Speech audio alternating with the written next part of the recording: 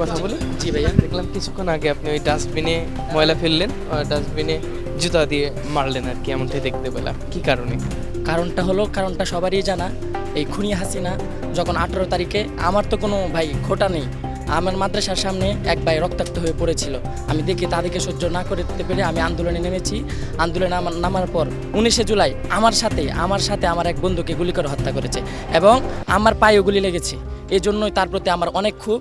তার প্রতি আমার যখন থেকে সে আলেম ওলামাদেরকে অত্যাচার করতো, এই 2013 সাল থেকে তার প্রতি আমার অনেক ক্ষোভ। আমি এই রক্তকে খুনি হাসিনাকে দেখতেই পারি না।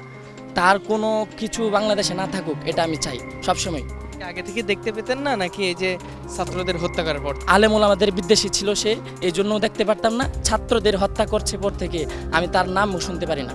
আমি চাই তার কোনো সংগঠন বাংলাদেশে একদম না থাকুক, ছিন্ন হয়ে যাক তার সংগঠন, আর তাকে দেশে এনে ফাঁসি দেওয়া হোক।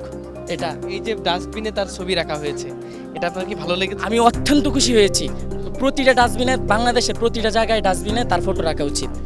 মানুষকে দেখানো উচিত যে যারা রক্ত খেকো তাদেরকে কিভাবে এদেশে অসম্মান করা হয়।